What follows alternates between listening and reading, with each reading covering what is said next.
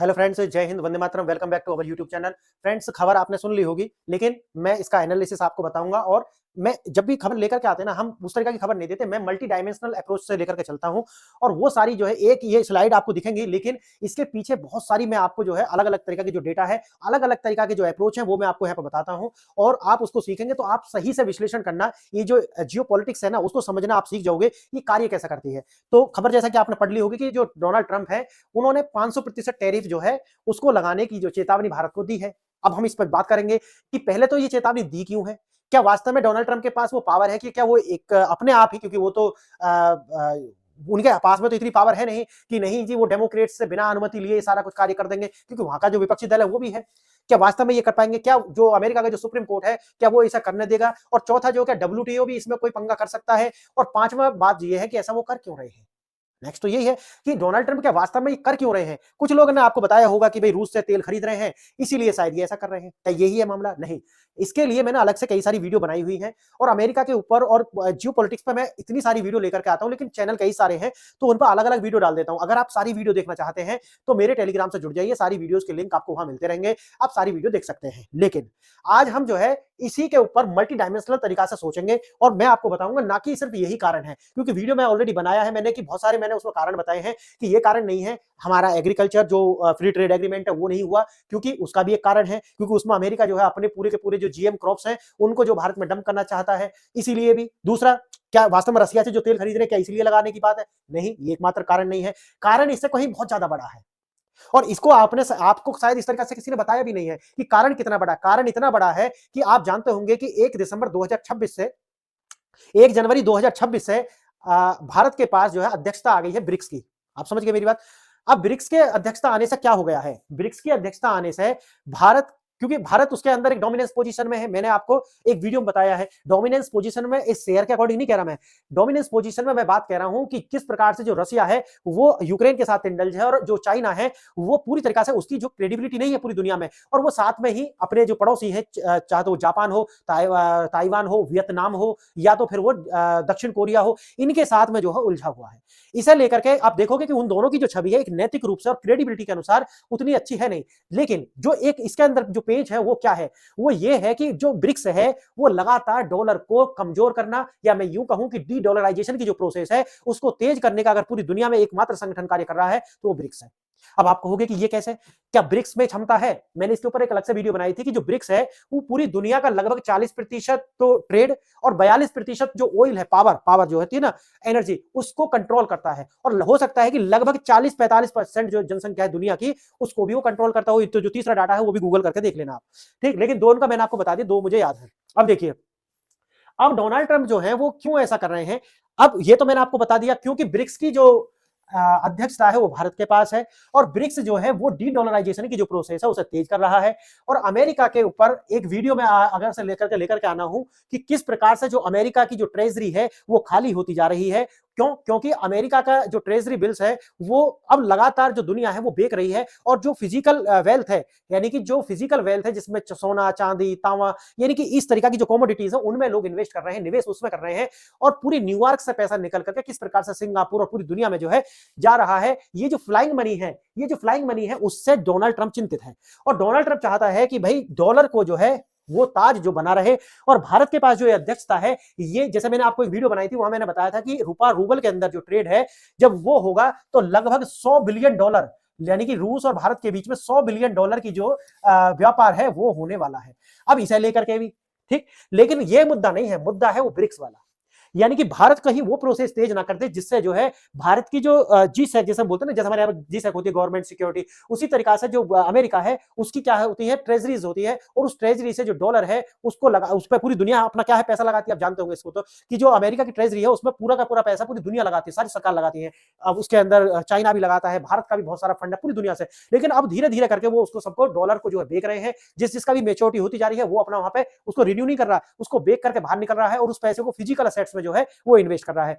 अब दूसरा वाला मैंने बताया कि जो ब्रिक्स के अंदर नेशन है, अगर वो आपस में अपनी मुद्रा के अंदर ही व्यापार करना शुरू कर देंगे तो उससे लेकर के ये है मेन कारण जो मैंने आपको दो बताए हैं। इसके लिए अलग से एक वीडियो लेकर के आऊंगा, लेकिन आज जो मेन मुद्दा था वो मैंने आपको बताया कि जो 500% का ये जो टैरिफ है क्या ये लगा पाएंगे। अब सवाल ये आता है, वो तो कारण है, मैंने बता दी क्यों लगाना चाहते हैं। क्या ये लगा पाएंगे? ये मैं बता रहा हूं, तत्कालिक रूप से ही नहीं लगा पाएंगे। उसके लिए इनको डेमोक्रेट्स जो है उनसे ये बिल पास कराना पड़ेगा, और उसके बाद में भी जो अमेरिका का जो सुप्रीम कोर्ट है, क्या वो इसे आगे चलने देगा? ये एक बहुत बड़ी बात है, क्योंकि अमेरिका के अंदर जो लॉबी है वो सुप्रीम कोर्ट पहुंच चुकी है, और सुप्रीम कोर्ट जो अमेरिका का है वो इस पर जो है एक प्रहार करने वाला है। तो आप मान के चलिए कि ये सिर्फ एक डर है, ये एक डर है कि धीरे धीरे भारत जो है अपना जो तेल है या अपनी जो वो क्रिया जो अंदर पर्दे के पीछे वाली जो क्रिया है उसको जो है धीमा कर दे। अब बात आती है कि क्या इसका असर दिखा है? हाँ दिखा है। क्या दिखा है? ये दिखा है कि जो भारत पहले आयात करता था 2 मिलियन बैरल प्रति दिन के हिसाब से तेल, अब रूस से वो कर रहा है 1.2 मिलियन पर डे के हिसाब से। कितना?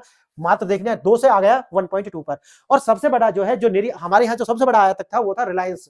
रिलायंस ने जो रूसी तेल है अभी उसको जो है होल्ड पर डाल दिया है, यानी कि जनवरी के लिए किसी भी तरीके की कोई भी डिलीवरी जो है अभी रूस से होने वाली नहीं है। ये सबसे बड़ा इंपोर्टर था। ठीक, अब आप समझिए, एक तो ये इसका प्रभाव आया है जो मैंने आपको बताया है। अब बात आती है कि भारत ने क्या कहा है। भारत ने कहा है कि देखो हम आर्थिक रूप से संप्रभु हैं। हम क्या है? आर्थिक रूप से संप्रभु है। हम यूएन के जो नियम है, हम यूएन के जो प्रतिबंध है उनको मानेंगे, अमेरिका के प्रतिबंध हम नहीं मानेंगे। अब मेरी बात समझ गए?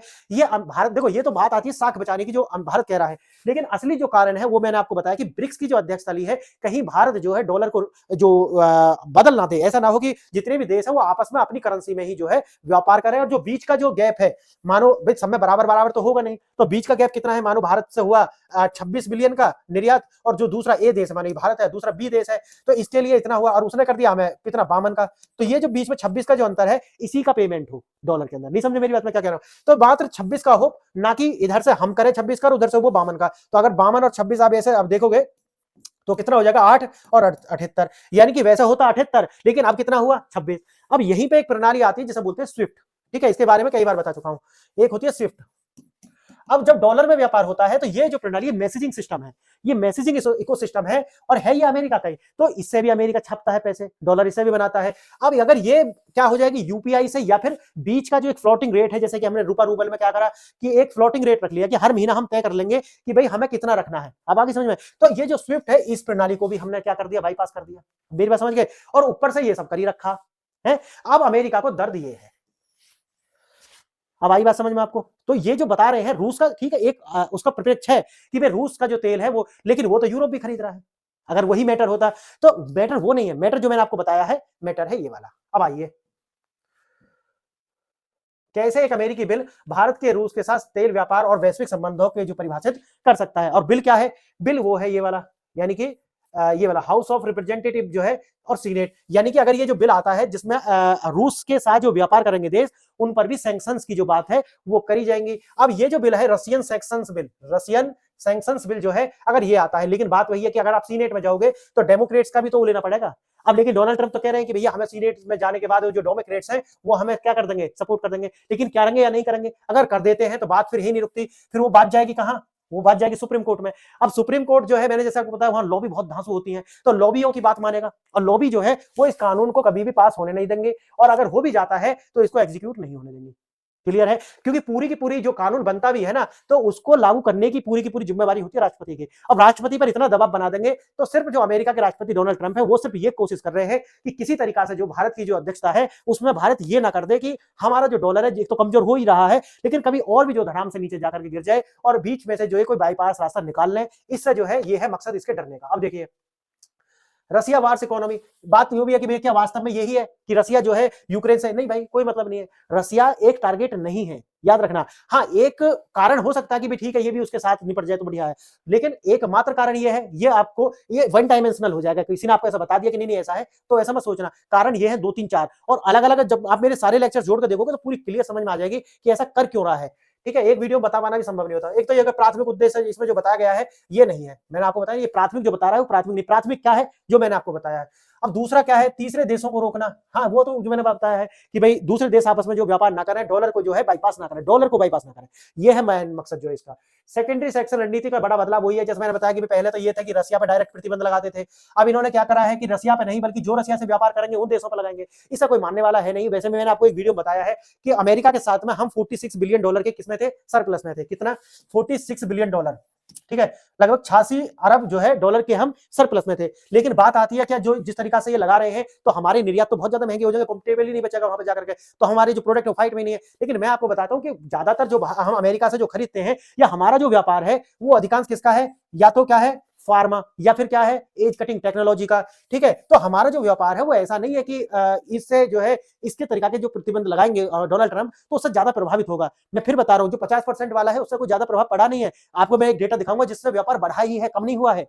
आप देखेंगे, गूगल करके भी आप देखोगे तो आपको दिखेगा कि जो व्यापार है प्रतिबंधों के बावजूद भी बढ़ा है, कम नहीं हुआ है। तो इसलिए क्यों बढ़ा है, क्योंकि वो ऐसी वस्तुएं हैं, फार्मा हो गया, फार्मास्यूटिकल्स जो हो गया, या फिर टेक्नोलॉजी हो गया, उसमें पैसा नहीं देखे जाते, समझ गए, क्योंकि फ्यूचरिस्टिक होते हैं, वहां पर महंगा भी वस्तु जो लोग हैं वो खरीद लेते हैं। तो ये है, मैंने उसमें बताया हुआ कि ज्यादा प्रभाव ऐसा पड़ेगा नहीं। हाँ, लेकिन 500 जो है ये पहले ये लगेगा नहीं, मैंने जैसा आपको बताया है ये, क्योंकि फिर वो भी आएगा ना बीच में, WTO आएगा, ठीक, और यूएनएससी के जो कानून है वो भी बीच में आने वाले हैं, और फिर डेमोक्रेट्स जो है वो इस तरीके के कानून, फिर लॉबी भी हो गया वहां पे, जो व्यापारियों की जो लॉबी है वो इसे लागू नहीं होने, बहुत सारे पचड़े हैं, नहीं हो पाएगा। ठीक, और डोनाल्ड ट्रंप का जो कार्यकाल है उसमें ये उस एक बार वो निकल जाए ना तो फिर आगे ये आना ही नहीं है तरीका, ये बंदा, क्योंकि 2 बार से ज्यादा आ ही नहीं सकते। तो ये हो गया। अब भारत के साथ जैसे मैंने आपको बताया कि 100 का जो सामान है वो 500 का हो, $500 का हो जाएगा, लेकिन मैंने जैसे कि बताया कि वो संभव नहीं है। अब यह राजस्व इकट्ठा करने के लिए नहीं है, बल्कि एक भू राजनीतिक हथियार है। अब उससे मैंने जैसे कि बताया कि ज्यादा प्रभाव नहीं पड़ेगा, और वैसे भी जो ना भारत भी उसका जो रिस्पॉन्स करेगा, ऐसी बात नहीं है, अगर ये रिस्पॉन्स करेगा तो भारत भी उसका रिस्पॉन्स करेगा, तो बात तो वहीं आ जाएगी ना फिर दोनों प्लस होकर के। और फिर चाइना उस तरीका के कार्य कर रहा है कि अमेरिका जो है वो कर नहीं पाएगा, और वैसे भी जो डेमोक्रेट्स हैं वो इसके लिए राजी नहीं है। आप देखते होंगे सोशल ट्रूथ या फिर ट्विटर पे उनके बयान जो है कि भारत से जो है डोनाल्ड ट्रंप ने अपने जो रिश्ते हैं वो खराब कर लिए हैं, इसीलिए डेमोक्रेट्स इसे पास नहीं भी होने देंगे। ठीक है, देखते हैं। 2022 के बाद रूसी कच्चा तेल जो है सबसे ज्यादा खरीद करने वाला जो था वो भारत था, लेकिन तेल और गैस खरीदने वाला कौन था, वो चीन था। अगर चीन पर ये लगाएगा तो चीन तो इसका उल्टा इस पर लगाएगा। ठीक, अब बाद में आता है ब्राजील। इन 3 देशों को ज्यादा वो कर रहा है, मैंने आपको बताया, याद आपको, ब्रिक्स। ब्रिक्स के अंदर जो है ये बड़े देश हैं, इन्हीं को जो है टारगेट करा गया है, लेकिन जो सही कारण है वो यहाँ नहीं बताया गया। एक कारण मात्र ये है बस कि गैस तेल तो बिकेगा ही। ठीक है, अब देखिए भारत मुख्य निशाने पर क्यों है, भारत मुख्य निशाने पर क्यों है, जो यहाँ कारण लिखा हुआ है वो कारण एकमात्र कारण नहीं है, मैंने आपको शुरू में बता दिया, मेन कारण कहीं और है, लेकिन यहाँ जो लिखा हुआ है वो वन डायमेंशनल है। तो मैंने जैसे कि आपको बताया, जैसे यहाँ पे लिखा हुआ कि भाई यूक्रेन का जो युद्ध है उसको फंड होना, ये नहीं भाई, अगर ऐसा होता तो यूरोप पे भी लगाते हैं ना, फिर तो वो लॉजिक नहीं बनता। फिर भारत बाहरी छूट के साथ ये खरीद रहा है, उससे कुछ नहीं होता। रूपा रूबल ट्रेड, यहाँ पे देखो ये वाला जो है रूपा रूबल ट्रेड जैसा हुआ है क्या, इसी तरीका से जो ब्रिक्स के देश है कहीं आपस में इस तरीका से नकल है, ये है असली डर। और जो स्विफ्ट है वहां से जो इनकम हो रही है प्लस जो डॉलर है उसको अगर रिप्लेस करेंगे तो डॉलर अपने आप से पहले ही जो है लगभग 76% कम यूज हो रहा है, अगर हम पहले से देखें, है ना। हाँ, तो 2010 के बाद में और अब तक आप देखोगे तो 76% व्यापार जो है डॉलर में कम हुआ है। क्लियर, इसका आप गूगल करके भी देख सकते हैं, क्योंकि अगर सारी वीडियो देखोगे तो सारे आंकड़े आपको मिल जाएंगे। भारत की खरीद प्रत्यक्ष रूप से युद्ध जारी रखने का, ये तो मैंने माना बताया ना कि ये तो कोई मतलब नहीं बनता कि युद्ध को इनसे यूक्रेन जाओ भाड़ में, इन्हें क्या मतलब है यूक्रेन से। ठीक है, अब आती है कि संप्रभुता, ऊर्जा सुरक्षा और संयुक्त राष्ट्र। बात आता है कि मैंने क्या बताया, भारत ने कहा कि भाई हम एक संप्रभु राष्ट्र है, इसलिए ऊर्जा सुरक्षा, 140 करोड़ लोगों की जो ऊर्जा सुरक्षा है उसको सुनिश्चित करना हमारा कार्य है। और उन्होंने बताया कि संयुक्त राष्ट्र के जो कानून है उनको हम मानते हैं, यूएस कौन होता है। ठीक है, तो ये हो गया, संयुक्त राष्ट्र का पालन करेंगे, हम केवल संयुक्त राष्ट्र का पालन करते हैं, उसके प्रतिबंधों का हम किसी को नहीं मानते, क्योंकि भारत जानता है कि जो डोनाल्ड ट्रंप है ये मियां मिट्ठू आदमी है, ये अपना ऐसे ही करता रहेगा, इसका कोई मतलब नहीं है। और वहां के पीछे के जो कारण है वो मैंने आपको गिनाई दिए। युद्ध की शुरुआत में यूरोपीय देशों ने भारत की तुलना में कहीं अधिक रूसी गैस जो आयात किया, मैंने जो शुरू में बताया, अगर यही बात होती तो फिर यूरोप पे भी लगाओ ना, फिर यूरोप तो बिना गैस के रह ही नहीं सकता ना, तो रूस से गैस जिस तरीके की परचेज करेगा, पाइपलाइन बनी हुई है सीधी, तो फिर ये तो जीवित ही नहीं रह पाएंगे, तो वो कारण नहीं है।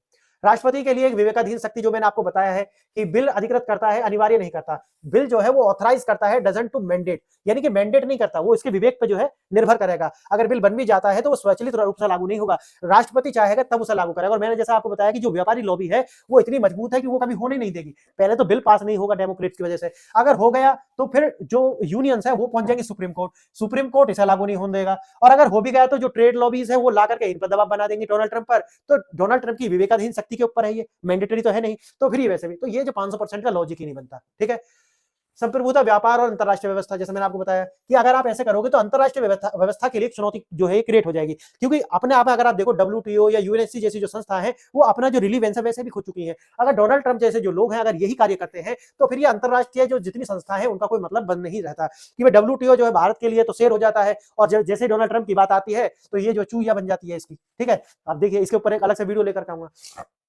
अब यह है कि वैश्विक आर्थिक प्रवर्तक जो जैसे ग्लोबल इकोनॉमिक एनफोर्सर जो भी होते हैं, वो अगर इस तरीका के जो ये एक तरीका से कोई भी देश अगर इस तरीका से कार्य करने लगेगा कि अपनी ओर से ही जो है प्रतिबंध लगाने लगेगा, कितना भी टैरिफ बनाने लगेगा, तो फिर डब्ल्यूटीओ जैसी संस्थाओं का क्या काम रह जाएगा? तो इनको जो है खत्म करो। अब मैंने जैसे कि बताया कि वही है कि चाइना पे लगाएगा, तो चाइना ने क्या करा है, एनवीडिया जो है, एनवीडिया पर जो है पहले ही उन्होंने क्या लगा दिया है, रोक लगा दी है। तो उसकी वजह से अमेरिका जो है उसको बैलेंस करेगा। अब आता है बहुपक्षवाद कमजोर करना। वही है कि जो इंटरनेशनल ऑर्गेनाइजेशन जो है, अगर ये कार्य होता है तो वो ऑर्गेनाइजेशन अपने आप में पहले ही अपनी जो विश्वसनीयता जो है वो खो चुकी है। अगर यही होता रहेगा तो वो बिल्कुल ही इरिलीवेंट हो जाएंगे।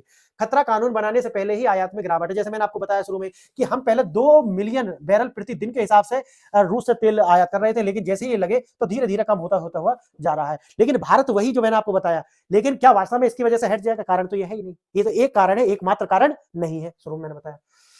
अब बात आती है रिलायंस फैक्टर। वही रिलायंस ने जो है इस जनवरी मंथ के लिए सारा कुछ होल्ड पर डाला हुआ है। अभी कोई भी किसी भी तरह का जो कंसाइनमेंट है वो वहां से आएगा नहीं। आगे देखिए बिल का भविष्य क्या होगा। जैसे मैंने आपको बताया, अभी बिल जाएगा, फिर सीनेट में जाएंगे, वहां हाउस ऑफ रिप्रेजेंटेटिव में जाएंगे, फिर वहां पर दोनों जो डेमोक्रेट्स और ये डोनाल्ड ट्रंप की जो पार्टी है वो उस पर जो है वोटिंग होगी। फिर जो राष्ट्रपति के हस्ताक्षर होंगे। हस्ताक्षर होने के बाद में ये मैंडेटोरी नहीं होगा, फिर भी उसके विवेकाधीन शक्ति पर जो है ये निर्भर करेगा। फिर सुप्रीम कोर्ट में भी जाएगा। इस तरह की बहुत सारी अभी इफ और बट है इसमें। ठीक है, क्या ये बिल दबाव बनाने के लिए है? हाँ बिल्कुल, एक दबाव बनाने के लिए एग्जीक्यूट ये नहीं होगा। जैसे मैंने आपको बताया, भारत का संतुलन साधने का कार्य है।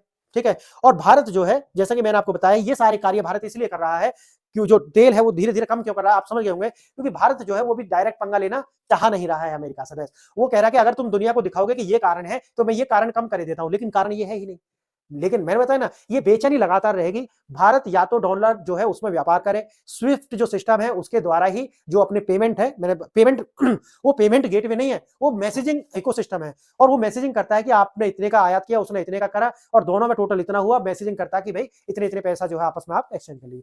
तो इसका भी वो पैसा चार्ज करता है। तो मैंने जैसा कि आपको बताया कि ये जो आने वाले समय में आप देखेंगे कि ये बिलबिलाहट जो है डोनाल्ड ट्रंप की, ये बढ़ेगी, कम नहीं होने वाली। ठीक है, लेकिन एग्जीक्यूशन ये हो नहीं पाएगा। इसी तरीका से डोनाल्ड ट्रंप का भी जो शासनकाल है वो पूरा हो जाएगा। तो बताइए मित्रों, इस तरीका से मैंने आपको एक मल्टी डायमेंशनल अप्रोच देकर के इसे पढ़ाने की कोशिश की है। आपको समझ में आया होगा, ऐसी मैं आशा करता हूं। अगर आप कोई और इंप्रूवमेंट चाहते हैं इस वीडियो में, तो वो भी आप मुझे कमेंट करके बताइए कि सर ये और इसमें ऐड करिए, तो ये वीडियो और ज्यादा एंगेजिंग हो जाएगी या और ज्यादा अच्छी बनेगी। तो बस इतना ही आज के लिए। आपने वीडियो यहां तक देखी, इसके लिए धन्यवाद। नमस्कार।